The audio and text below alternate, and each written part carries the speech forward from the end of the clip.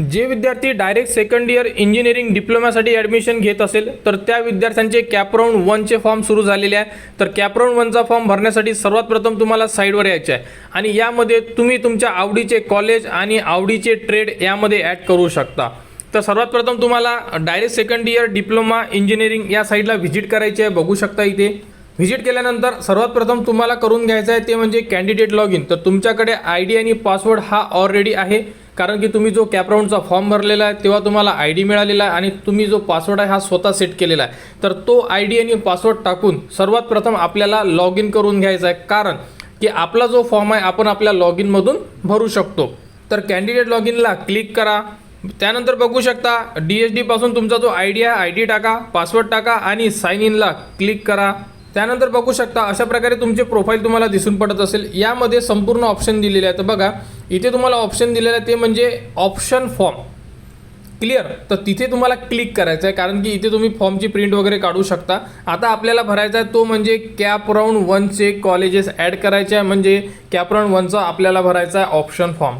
त्यानंतर बघा cap round 1चं एक ऑप्शन दिलेलं आहे, इथे आपल्याला क्लिक करायचं आणि सर्वात प्रथम आता तुम्हाला यामध्ये स्टेप बाय स्टेप आपण जशी जशी स्टेप सांगणार आहे तुम्हाला त्या प्रोसेसनी तुम्हाला फॉर्म भरायचा आहे। ठीक आहे, यामध्ये चूक होऊ देऊ नका, कारण की हा जो पार्ट आहे आता म्हणजे ऑप्शन टाकणे, कॉलेजेस टाकणे हा खूप इम्पॉर्टंट राहणार आहे, कारण की यावरच तुम्हाला तुमचे जे कॉलेजेस आहे हे आता मिळणार आहे। क्लिक केल्यानंतर बघू शकता अशा प्रकारे संपूर्ण इन्स्ट्रक्शन येणार, तुम्ही एकदा रीड करा आणि त्यानंतर स्टार्ट फिलिंगचे जे ऑप्शन दिलेलं आहे इथे तुम्हाला क्लिक करायचं आहे। त्यानंतर अशा प्रकारे तुम्हाला इन्स्ट्रक्शन येणार, त्यामध्ये कंटिन्यूला क्लिक करा। कंटिन्यूला क्लिक केल्यानंतर बघू शकता तुम्ही यामध्ये सर्वात प्रथम तुम्हाला काय करायचं आहे, इन्स्टिट्यूट सिलेक्ट करायचं आहे की तुम्हाला कोणते कॉलेज पाहिजे आहे, गव्हर्नमेंट पाहिजे आहे, गव्हर्नमेंट ॲडेड पाहिजे आहे, अनएडेड पाहिजे आहे, या प्रकारे तुम्हाला ऑप्शन सिलेक्ट करायचे आहे। तर आम्ही यामध्ये अशा प्रकारे जे टिक दिलेले आहे तुम्हाला इथे क्लिक करावं लागेल। त्यानंतर ऑटोनॉमस कॉलेज पाहिजे, म्हणजे गव्हर्नमेंटमध्ये काही कॉलेज ऑटोनॉमस असतात ते ऑटोनॉमस, नॉन ऑटोनॉमस म्हणजे जे प्रायव्हेट कॉलेज असतात ते। त्यानंतर मायनॉरिटी आणि नॉन मायनॉरिटी, जर तुम्ही मायनॉरिटी फॉर्ममध्ये येस केलं असेल तर तुम्हाला इथे क्लिक करायचं आणि जर तुम्ही ऑलरेडी नो केलेलं असेल तुमच्या कॅप राऊंडच्या फॉर्ममध्ये तर तुम्हाला इथे नो करावं लागेल। ठीक आहे, तर अशा प्रकारे तुम्हाला कॉलेज टाईप वगैरे संपूर्ण माहिती फिल करून घ्यायची। बघा आम्ही अशा प्रकारे फिल केलेली आहे, आम्हाला युनिव्हर्सिटी मॅनेज नको आहे, आम्ही 3 ऑप्शन घेतलेले आहे। इथे ऑटोनॉमस नॉन ऑटोनॉमस दोन्हीही आम्हाला पाहिजे आहे आणि इथे नॉन मायनॉरिटीला क्लिक करणार आम्ही। क्लिअर, तर अशा प्रकारे संपूर्ण माहिती फिल करून घ्या।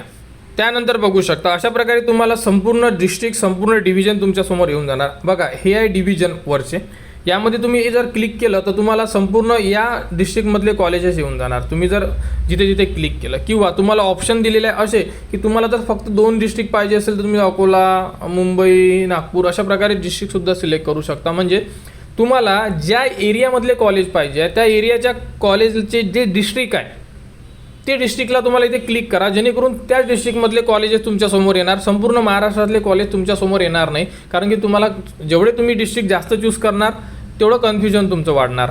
क्लिअर, आता आम्हाला तुम्हाला जर फॉर एक्झाम्पल एखादा विद्यार्थी आहे त्याला एकच डिस्ट्रिक्ट पाहिजे, कोणतंही समजा नागपूर पकडा, तो फक्त नागपूरला क्लिक करा, त्या विद्यार्थ्याला नागपूरमधलेच कॉलेज येणार। आणि तुम्हाला जर मल्टिपल पाहिजे तर तुम्ही त्या प्रकारे त्या डिस्ट्रिक्टला क्लिक करून घ्या। क्लिअर, यामध्ये काही डाऊट्स असेल तुम्ही कमेंट्स करून विचारू शकता। ठीक आहे, तर तुम्हाला जेवढ्या डिस्ट्रिक्ट पाहिजे त्या डिस्ट्रिक्टला क्लिक करा। त्यानंतर बघू शकता डिस्ट्रिक्टला क्लिक केल्यानंतर खाली 2 ऑप्शन दिलेले आहेत, ते म्हणजे कोर्स आणि इन्स्टिट्यूट। आता बघा इन्स्टिट्यूट कोण क्लिक करणार, एखादा विद्यार्थी असेल त्याला स्पेसिफिक एकच कॉलेज आहे ते कॉलेज पाहिजे असेल, त्याच कॉलेजमधले संपूर्ण कॉलेज जेही ब्रँच असेल त्या पाहिजे असेल तो विद्यार्थी इन्स्टिट्यूट वाईज करू शकते। परंतु ज्या विद्यार्थ्याला एखादी डिस्ट्रिक्ट तुम्ही चूज केली आहे, समजा तुम्ही नागपूर चूज केलेली आहे आणि नागपूरमध्ये तुम्हाला 2 ते 3-4 ब्रँच पाहिजे, मेकॅनिकल, सिव्हिल, कॉम्प्युटर, IT या प्रकारे तुम्हाला मल्टिपल ब्रँच पाहिजे, तुम्ही कोर्सला सिलेक्ट करा। कोर्सला सिलेक्ट केल्यानंतर तुम्ही त्या डिस्ट्रिक्टमधल्या संपूर्ण जेवढेही ब्रँच आहे त्या ब्रँच तुम्ही सिलेक्ट करू शकता। बघा कशा प्रकारे आता कोर्सला क्लिक केल्यानंतर बघा तुमच्यासमोर संपूर्ण ब्रँचेस आलेले आहे। इथे तुम्हाला टिक करणारे ऑप्शन दिलेला आहे, इथे तुम्हाला जेवढ्या ब्रँच पाहिजे तुम्हाला तेवढ्या ब्रँचला तुम्ही क्लिक करू शकता। आता आम्ही एकच डिस्ट्रिक्ट चूज केलेली आहे ती म्हणजे अमरावती, त्यामध्ये आता आम्हाला जेवढ्या ब्रँच पाहिजे आम्ही तेवढ्या ब्रँच सिलेक्ट करणार। आमच्यासमोर कोणते कॉलेज येणार, अमरावती डिस्ट्रिक्टमधले जेवढ्या ब्रँच आम्ही सिलेक्ट केलेल्या आहेत तेवढ्या ब्रँच ज्या ज्या कॉलेजला आहेत तेवढेच ऑप्शन आमच्यासमोर उपलब्ध करून देण्यात येणार आहे, म्हणजे आम्ही तेवढेच कॉलेजेस यामध्ये ॲड करणार। क्लिअर, तर अशा प्रकारे तुम्हाला जेवढ्या ब्रँच पाहिजे यामधून क्लिक करून घ्या। तुम्ही एकापेक्षा जास्त जिल्हे यूज करू शकता, एकापेक्षा जास्त ज्याही ब्रँच आहेत त्या यूज करू शकता. यामध्ये कुठेही अशी अडचण नाही आहे. तुम्हाला जसं पाहिजे तशा प्रकारे तुम्ही यामध्ये फॉर्म भरू शकता. आम्ही यामध्ये 3-4 ब्रँच आमच्या सिलेक्ट केल्या आणि त्यानंतर करणार सेव्ह अँड प्रोसीडला क्लिक. अशा प्रकारे संपूर्ण माहिती फिल करून घ्या. क्लिक केल्यानंतर बघू शकता तुमच्यासमोर जी डिस्ट्रिक्ट तुम्ही चूज केलेली आहे आणि ज्या ब्रँच तुम्ही चूज केलेल्या आहे त्याबद्दलचे संपूर्ण कॉलेज, ब्रँच आणि एरिया वगैरे संपूर्ण तुम्हाला तुमच्या स्क्रीनवर दिसून पडेल. ठीक आहे. आता यामध्ये काय करायचं, इथे तुम्हाला बॉक्स दिलेला आहे, चेक बॉक्स. आता यामधून तुम्हाला जे कॉलेज पाहिजे, जी ब्रँच पाहिजे, तुम्हाला इथे टिक करावं लागेल. ठीक आहे. तुम्ही कितीही ऑप्शन टिक करू शकता, तुम्हाला जे पाहिजे ते. त्यानंतर लावणार आपण सिक्वेन्स. क्लिअर. तर आता यामधून आम्ही एक एक ऑप्शन टिक करणार जे आम्हाला पाहिजे. तुम्ही सुद्धा तुम्हाला जे पाहिजे ते ऑप्शन टिक करून घ्या आणि त्यानंतर सेव्ह अँड प्रोसीडला क्लिक करा. त्यानंतर बघू शकता आम्ही सिलेक्ट केले 7 कॉलेज, म्हणजे 7 कॉलेज किंवा 7 ब्रँच म्हणा तुम्ही. यामध्ये तुम्हाला ब्रँच दिसत आहे, कॉलेजचे नाव दिसत आहे. आता बघा काय करायचं. तर आता तुम्हाला सिक्वेन्स लावायचा. सिक्वेन्स लावण्यासाठी तुम्ही हे कॉलेजला क्लिक केल्यानंतर इथून तुम्ही अपडाऊन करू शकता. म्हणजे हे कॉलेज आता 1 नंबरला नेऊ शकता, 6 नंबरचं कॉलेज. तर अशा प्रकारे तुम्हाला, आणि खाली आणायचं असेल तर खालचा एरो, वर न्यायचं तर वरचा एरो, अशा प्रकारे तुम्हाला सिक्वेन्स लावून घ्यायचा. 1 नंबरला कोणती कॉलेज, कोणती ब्रँच, 2 नंबरला कॉलेज आणि ब्रँच, 3 नंबर कॉलेज आणि ब्रँच. म्हणजे जसे तुम्ही आता मी 7 ऑप्शन घेतले, तुम्ही 20 घेतले असेल, 25 घेतले असेल. तुम्हाला 25ही ऑप्शन व्यवस्थित लावायचे आहे. कशानुसार? तुमच्या आवडीनुसार, की तुम्हाला कोणती ब्रँच कोणत्या कॉलेजला पाहिजे आहे. ठीक आहे. 1 नंबर कोणता, 2, 3, 4, 5 अशा प्रकारे तुम्हाला शेवटचा जोही कॉलेज असेल तुमचा तेवढा तुम्हाला सिक्वेन्स लावून घ्यायचा व्यवस्थित. कारण की तुम्ही जसा सिक्वेन्स देणार त्या सिक्वेन्सनुसार तुम्हाला कॉलेज मिळणार आहे. आणि यामध्ये जर काही तुमची चूक झाली तर तुम्हाला चुकीचं कॉलेज, चुकीची ब्रँच मिळू शकते. बघा अशा प्रकारे अपडाऊन करू शकता तुम्ही, खाली वर करू शकता कॉलेजला. ठीक आहे. त्यानंतर सेव्ह अँड प्रोसीडला क्लिक करा.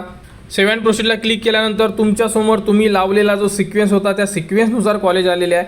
बघून घ्या बरोबर कॉलेज आणि ब्रँच वगैरे व्यवस्थित आलेले आहे का. यामध्ये काही चेंजेस करायचे असेल तर बॅक जाऊन तुम्ही चेंजेस करू शकता.